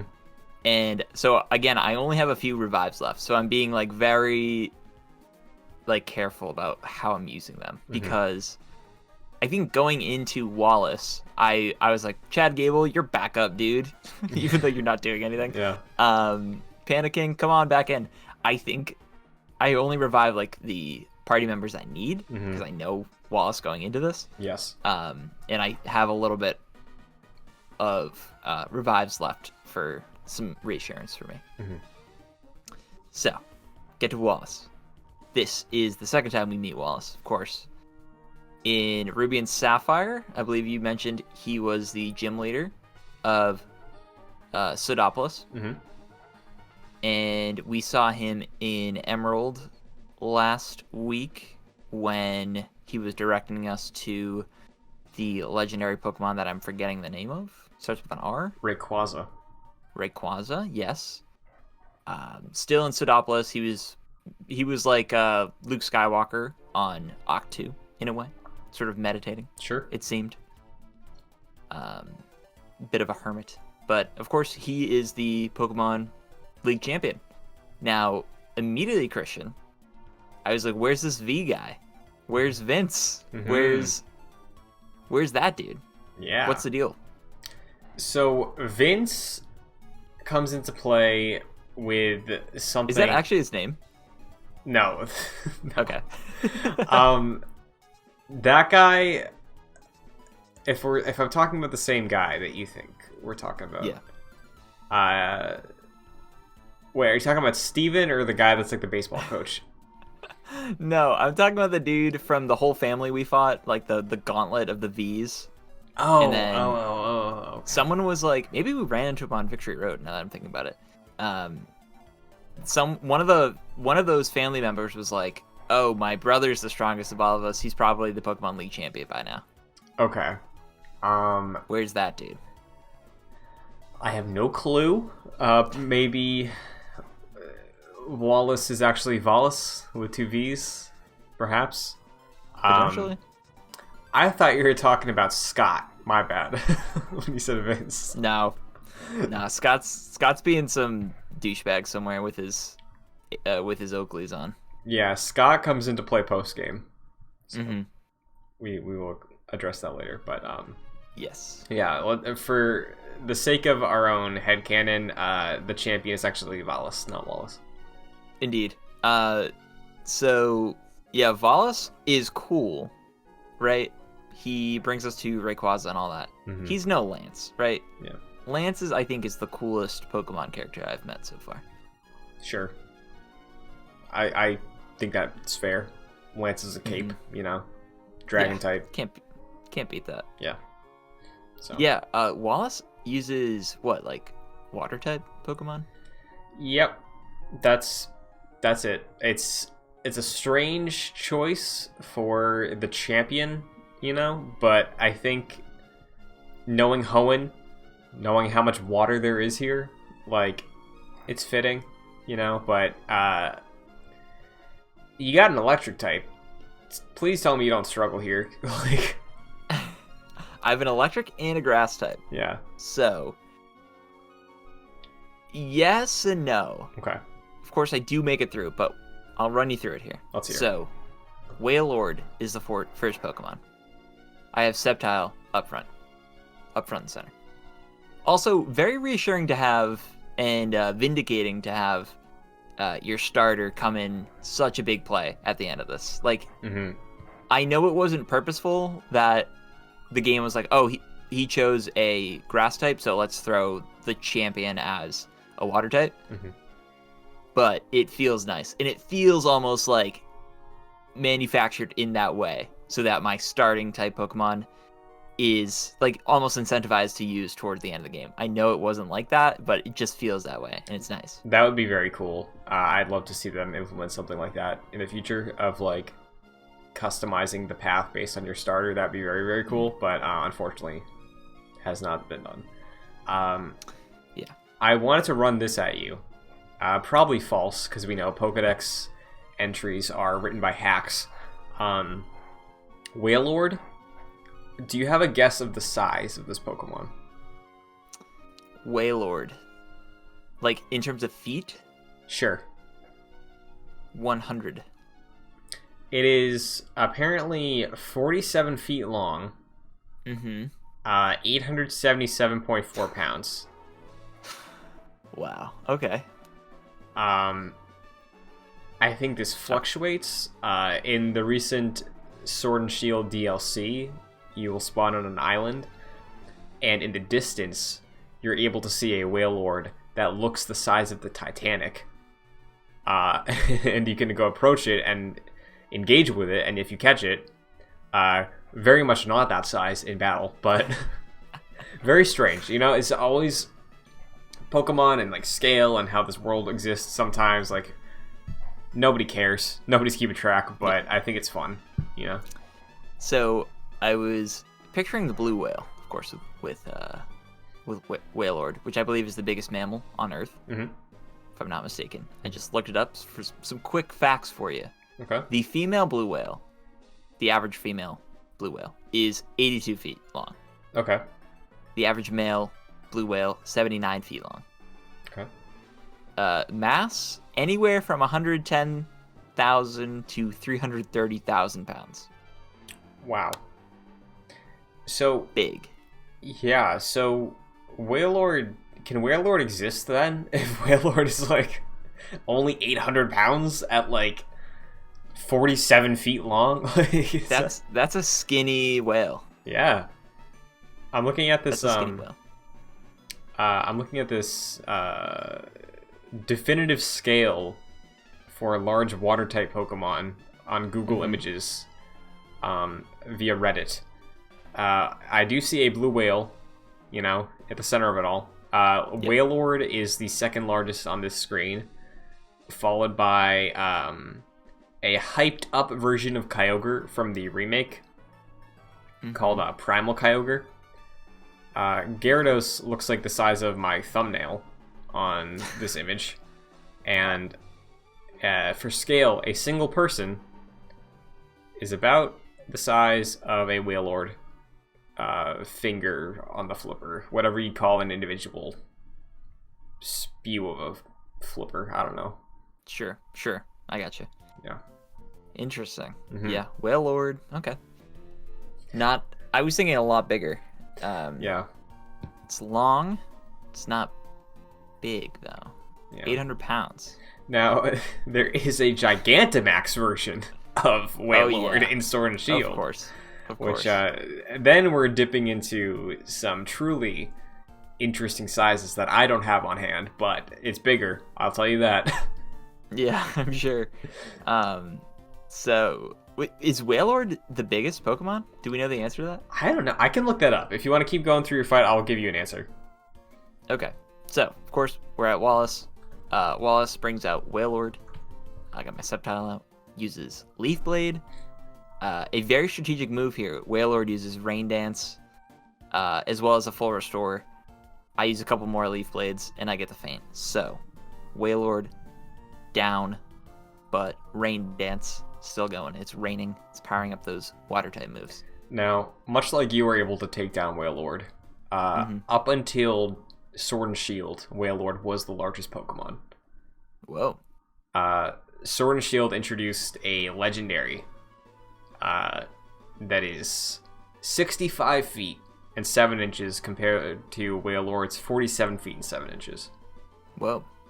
So. Very cool. Yeah. The name, just so you can have this little thing in your mind, Eternatus. Eternatus. Yes, is the name of the legendary that usurped world's largest Pokemon from Wailord. That sounds like the Kojima made-up word for New Game Plus. Yeah. Nailed it. We're adding the Eternatus mode, where Yes. you can just play the game for eternity. That is what the Death Stranding Definitive Edition is adding. Excellent. So Eternatus, I'll have to keep an eye out. Maybe if we get to that at some point. So Melodic is the second Pokemon from Wallace. I remember the first time I played through Wallace. I remember as if that was a long time ago. This morning, the first time I played through Wallace. Yes. Melodic gave me a little bit more difficulty. But this time I think I was able to land some decent moves that got Melodic out of battle. So Melodic comes out. My Manectric is here. Thunder hits. Thunder is one of those where it's like, I think it has like 70-75% chance of hitting. But it's like it's one of those moves where it has enough, like its percentage isn't high enough where if it misses, it's like pretty fatal. Yeah. But Thunder hits. Melodic uses Toxic. I use Spark. It almost faints, and then I use Spark again, and then it faints. Very nice. Oh, shout out to your rendition of Princess. Thank you. Appreciate that. So, that's Wailord and Melodic. We're getting through it. Gyarados comes out. By the way, I think I've been pronouncing Gyarados wrong since Gen 1. I'm just going to continue saying Gyarados. I think you got it. I remember Gyarados at first. Yep, Gyarados. But I think Gyarados is correct. It's probably one of those, like, Gyarados... How do other people say it? Gyarados? And then... Gyarados. Yeah, it's one of those potato things, I think. Yeah, because I forget which one the anime said. Whatever way Misty said it in the show is what I said. So sure. Maybe Gyarados? I don't know. So, yeah, Gyarados comes out. I have Panda King out here. Again, I'm learning from my mistakes of the first Wallace fight. It uses Dragon Dance. I wanted to hit Dynamic Punch to get the confusion. Unfortunately, I missed with Dynamic Punch. Hyper Beam gets me in one hit. Although that was probably good because I bring Manectric out and Gyarados has to like recover from its Hyper Beam. So I hit Spark. I hit Gyarados with Spark. It nearly faints. Wallace uses a full restore, but I get Spark again. And from that point, once it was fully restored, it was a one-hit faint. So, in a weird way, that worked out. Hell yeah. Of Panda King essentially just being the sacrificial lamb. So, that's Gyarados. Sometimes you gotta do it. Yeah, it's true. Whiscash comes out. Hell yeah. Sceptile. One-hit Leaf Blade attack. Hell yeah. That seems like it shouldn't be That should not be a thing in the champions roster. But yeah, I mean, I have a Whiscash also that is like mainly Whiscash on the team is just so I have a water advantage if needed, because there's not many other water type I like. Like my Bobber, my Azumarill was doing pretty well for me most of the playthrough, but I wanted to have two types, you know, and Water Ground I was envious of in Crystal with your Wooper situation, so I was like, hey, might as well, you know, get that same advantage. But yeah, it can absolutely be strucken down very quickly, for sure. As it was. That I think Whiscash is essentially my Chad Gable. Yeah, fair. So then comes Tentacruel, and I'm gonna leave a note for myself when I'm editing this. I might just have this run after the Ludacola battle, because this might be the longest fight I've ever had in Pokemon. Really? Yeah, I don't even write down. What I've been doing recently is like I'll record my gameplay and then I'll rewatch it and write down the moves so I can describe the battle. It was so long that I didn't even write down the moves. Damn. Like minutes, like maybe 10-minute battle, maybe more. Jeez, dude. And I don't know why. So my strategy here is I essentially am using Pelipper as a tank because Tentacruel is water poison, so it can't really hurt Pelipper as much as it can hurt. For whatever reason, it hurts my Manectric and it hurts my Sceptile a lot. Like there's a few moves that it uses against those two Pokemon, and it hurts them a lot. I don't know if I'm wrong about this, but I feel like Poison has an advantage over Grass. That could be it. Could be. And I'll look that up. I wouldn't be surprised if Poison is strong over Dark as well. So, I don't know if Manectric is dual-typed Electric Dark, but I know you said it has some Dark moves, but... I don't think Manectric... I think Manectric's just straight-up Electric type. So, Poison has the advantage over Ground and Psychic. Okay. Oh, no, excuse me. Poison is weak against those. Poison has the advantage over... Let me find it. Grass. So, yep, you're 100% right. And does it have it over Electric? It does not. So, that makes sense. It had the advantage over Manectric. And then it might have had, like, it had the advantage over Sceptile. It might have had a ground-type move. Okay. That was useful against Manectric. I'm not sure, but it was like such a thing. Again, I'm probably just gonna leave this like running to the end of the show, so if you all want to watch it, you can. Yeah. It's very long. I'll probably speed it up a little bit. Nice. But yeah, my strategy here is after facing difficulty using Manectric and Sceptile against Tentacruel, I bring out Pelipper, and I'm essentially using Fly as like my only attack move. Damn. I'm healing Manectric, and I'm healing Pelipper at the same time. And it's very much chip damage, because Fly is not useful in any shape or form. Like, it doesn't even do like a quarter damage. It does a decent amount, but it's very much chip damage. It's not the type of move you want to be using in this situation. So it's very much chip damage. It's funny you say that, because I think here in my playthrough, at this point, I was using a lot of swapping between Grayson and Jiabu for like the either, again, not very effective ground or water moves, and then quick attack and wing attack, and like steel wing and stuff like that. Like it, not ideal, but yeah, because I think you and I have a pretty similar party composition this generation. You know, we each have our grass, we each have our flying type, our water type, our bird, and a couple variations. But yeah, I was facing a couple issues as well. So eventually, I get the feint with Manectric using Spark against Tentacruel after all that is done. It's a whole battle. It's a really long and arduous, drawn-out battle. But eventually it's that's taken care of. Very I nice. would not have expected Tentacruel to give me the most trouble. Yeah. But there it is. I guess it was. Yeah. Probably the probably the hardest Pokemon battle now that I'm thinking about it. Mm-hmm. Was it hard or just like tedious?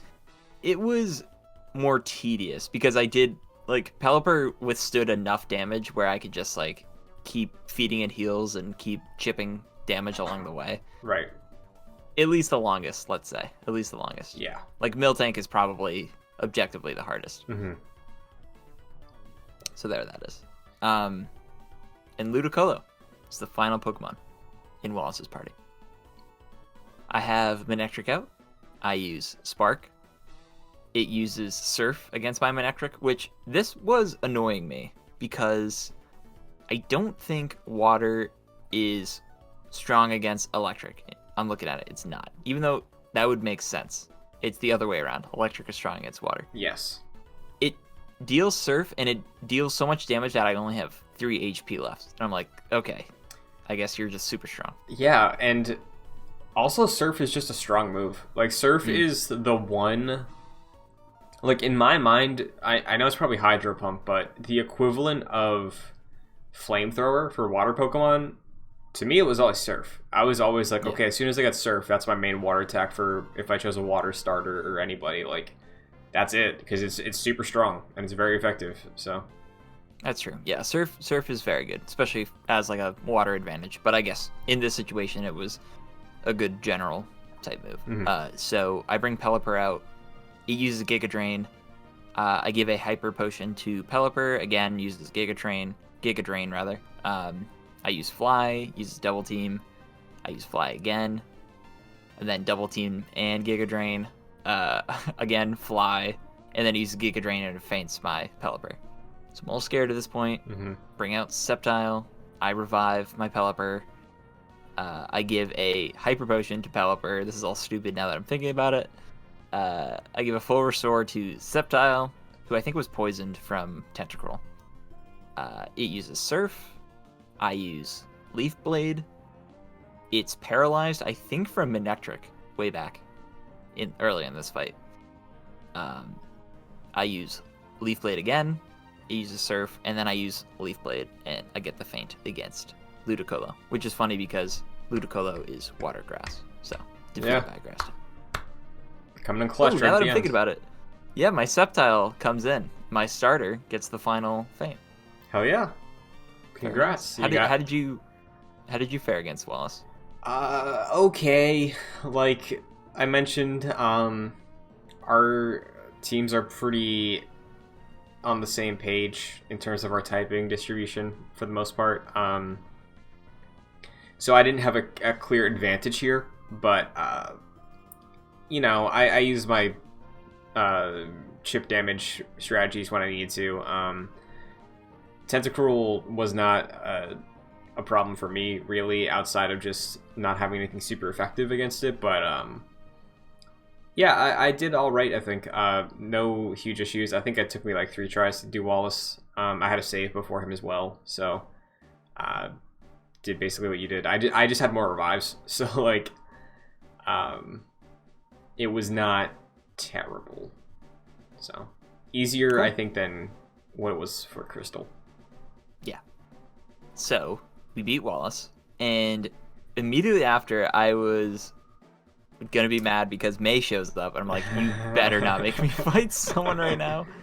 I think we did have to do that, right? After beating the Pokemon League champion in Blue, didn't you have to fight your rival? I don't fully remember what it was. I thought what it might have been in Blue. I could be completely wrong. I thought it was the Elite Four, and the champion was your rival. Yes, I think you're right. I think that's what it was. I don't think you had to do 6 battles. I think it was just still 5. Yeah, that sounds right, because I remember when my first experience with Pokemon and getting through the Elite Four, having the final 5th battle, I was like, bro, this was not as advertised. Yeah.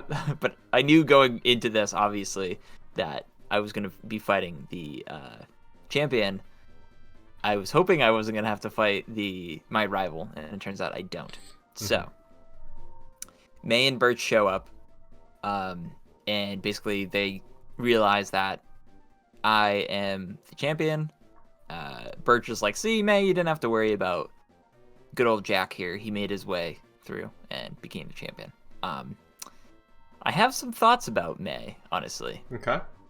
So, in Crystal, I thought, and I guess in Blue, but much more so with Crystal, I thought that my rival in that, Johnny, was very over the top and like evil, like capital E evil, and hated Pokemon and used them like with hate. Yes.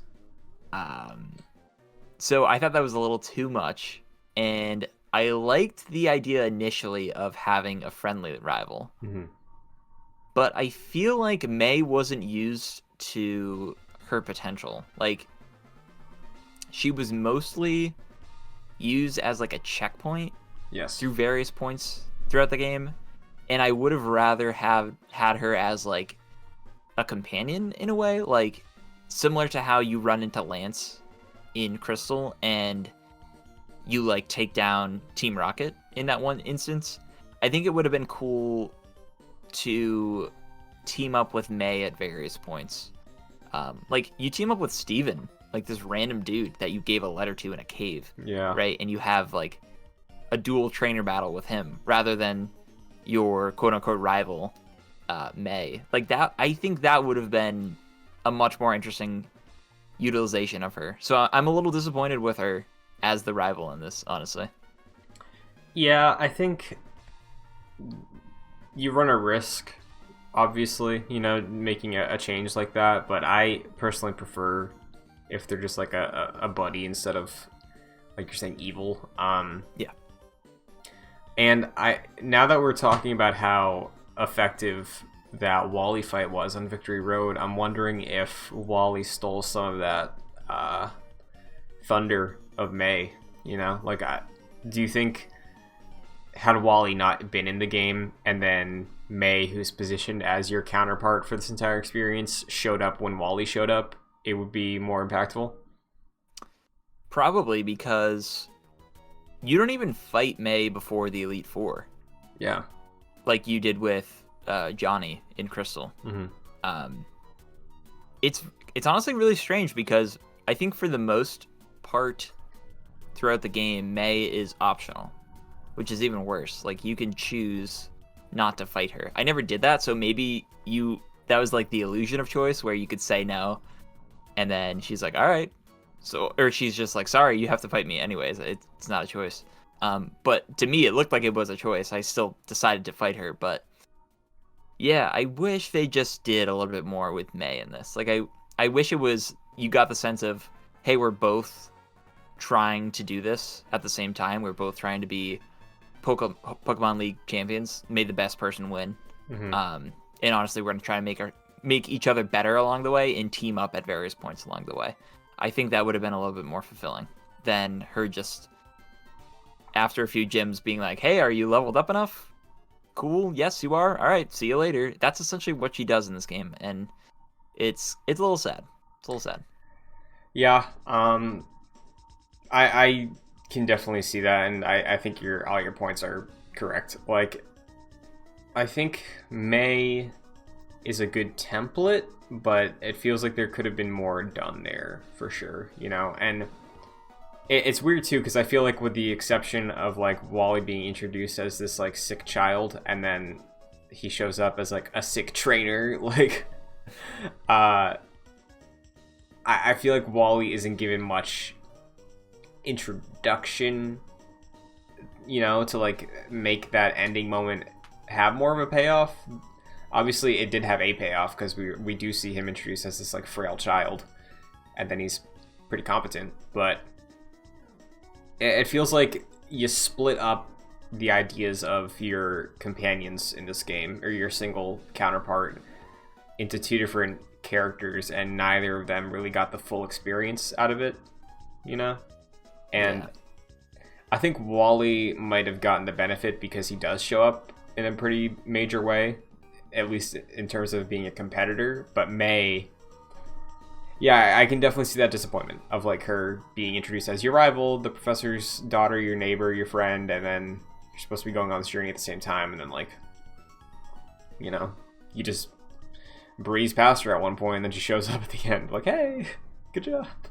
Yeah, I totally agree with you that I like the idea of friendly rivals rather than antagonistic ones. I think you said maybe last time that that's a trend going forward, that they tend to be more friendly, so I'm interested to see if that's the case, how they handle it going forward. Yeah, from memory, I enjoy the way they do it in Diamond and Pearl.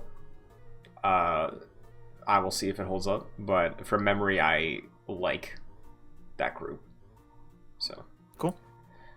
Looking forward to doing that in the remakes. Oh yeah, very soon. So, run us through one last time. Who is the Hall of Fame for Pokemon Emerald, Hoenn, the Hoenn region? What's up? Yes, we get through the Elite Four. We beat the champion Wallace. Now we are the champion of Hoenn. The Hall of Fame team is as follows. Sceptile, level 51. Manectric, level 51. Pelipper, level 52. Panicking, level 40. Chad Gable, level 50. And Yertle, the turtle, level 51. Fantastic. Thank you very much. Thank you very much. What about you? What's your Hall of Fame looking like? Kashi, the Sceptile. Grayson, the Swellow. Aries, the Camerupt. Jabu, the Whiscash. Sephiroth, the Absol. And Freddy, the Lanoon. The champions in the Hall of Fame in this pocket universe of Emerald. Hell yeah. So, who amongst your Hall of Fame team was very much, like, just made the cut? Like, they were really, like, carried throughout. Because I think for me, it's Chad Gable and Panicking. I think it is Freddy and Jabu. I wanted Jabu to be a more big of a more... what is the right way to say this? A larger player, I guess, in this final encounter. Absol did a lot of heavy lifting in the front of the Elite Four. Didn't use him so much in the back half. But I still feel like Absol, especially for that Ghost one, like pulled some weight where Jabu maybe was more spread out, I guess. So, Absol, Sephiroth still, held his own. He took care of basically that entire second fight. But, nice. Yeah, Jabu and Freddy hanging on. I think everyone except for Chad Gable got a feint in the Elite Four battles. So that was cool. Oh, yeah. Chad Gable, I knew, like, because I couldn't get the Golem evolution, I knew it was at a disadvantage, but I still wanted Chad Gable to be in the Hall of Fame. So I'm glad he made it all the way through. Because, like, throughout Pokemon Emerald, like, he did serve some he served some use for a lot of it. Just not so much so toward the end of the game. But he was definitely a valued member of my party. So I'm glad this is the way it turned out for everyone in here. Now, how do you feel about this team in relation to previous teams? So I'm going to bring up my old notebook here. Okay. I would say that this team is easily the team that I put the most work into in terms of, like, getting them ready for the Elite Four. Definitely the highest leveled team I have. And I'm thinking that the Emerald team that I have here may be, like, my go-to team now that I'm thinking about it. Because they serve a lot of the types that I want to have. Sure. So I think I definitely learned from Blue, but also Crystal, of, like, typing of leveling and stuff. So I think that is sort of the culmination of that sort of experience. Sure.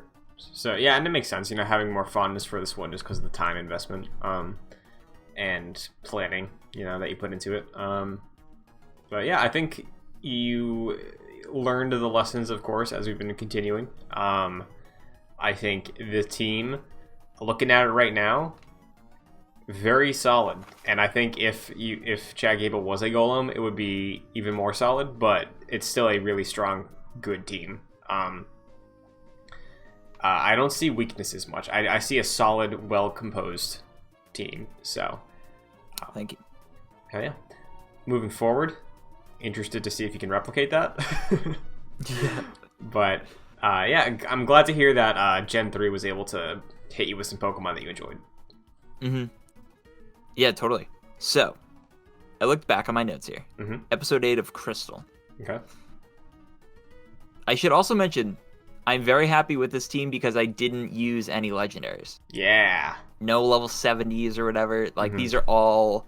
I recruited all these Pokemon from the farm leagues, and we trained them up. We got them through AA ball, AAA ball. We brought them onto the Sox. This is the 2004 Red Sox, Christian. Yeah. Breaking the curse of the Bambino. A lot of sports references going on. Yeah, I love it. So, in episode 8 of Crystal Edition, we had Suicune at level 41, which is pretty low for legendary now that I'm thinking about it. Yeah, I believe the roaming legendaries or like the dogs or the birds will be like 50 max, I think. Okay. So Suicune's at level 41. We have Victory Bell, of course. One of my favorites.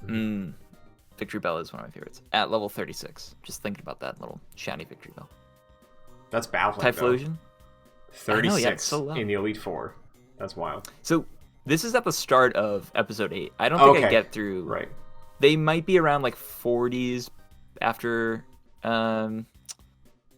Victory Road. Okay. But this is at the start of that. Gotcha. So we'll put an asterisk next to that. So Victory Bell level 36, Suicune level 41, Typhlosion, my starter, level 38, Graveler, of course, level 34. My Muscle is level 30, which was a... Machoke. The type. Machoke, yes, thank you. Level 30. And my Quagsire is at level 32.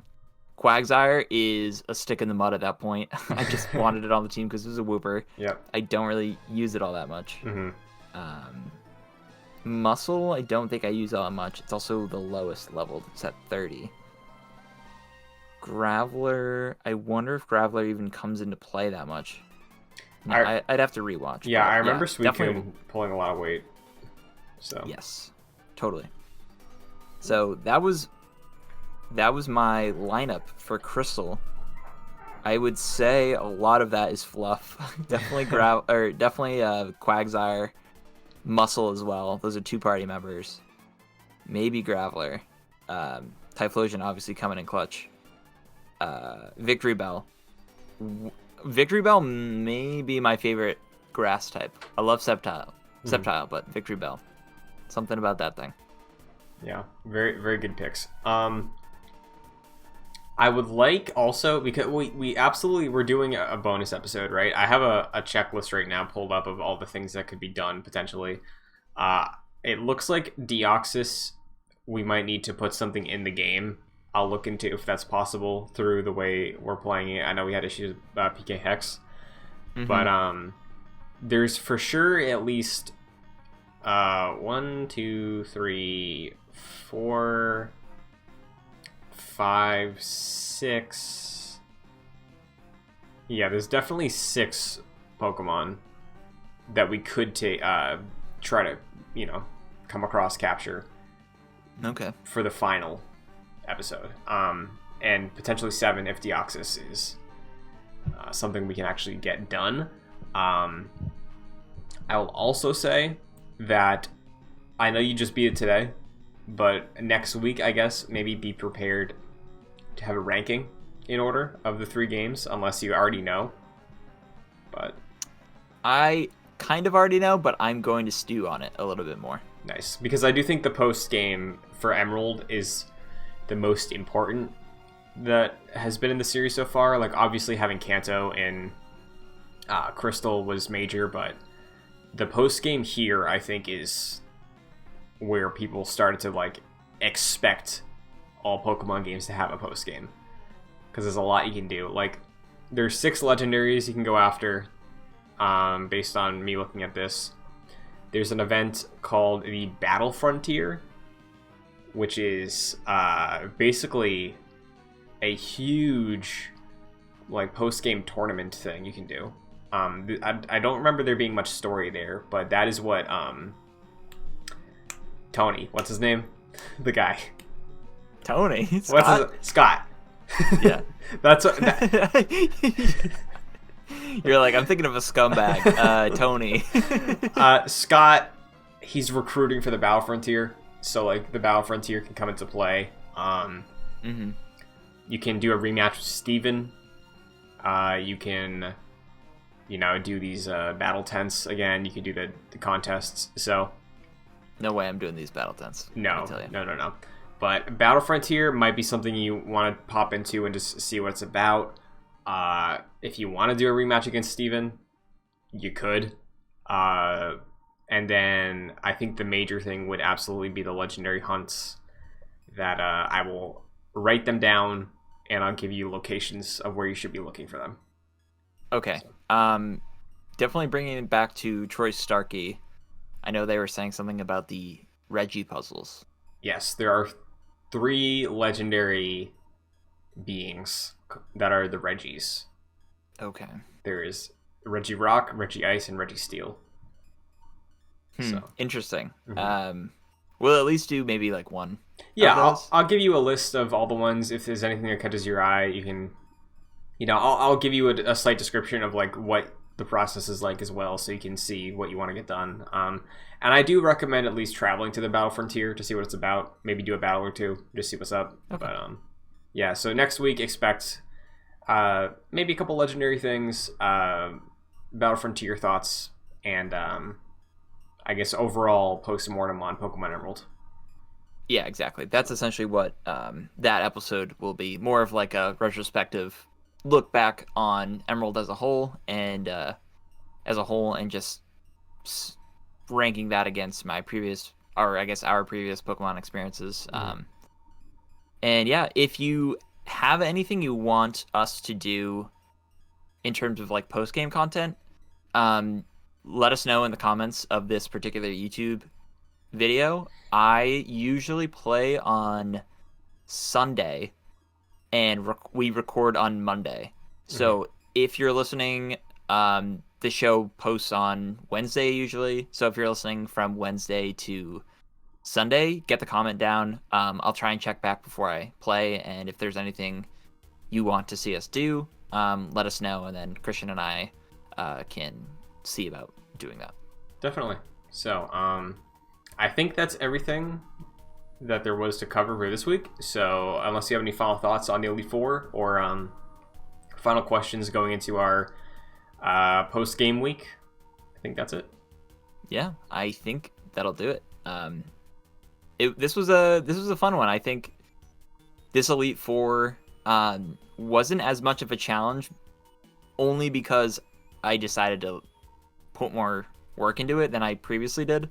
I just listed off like my Crystal party, and they were like in the 30s, right. High 30s, maybe even low 30s, and like maybe in the 40s.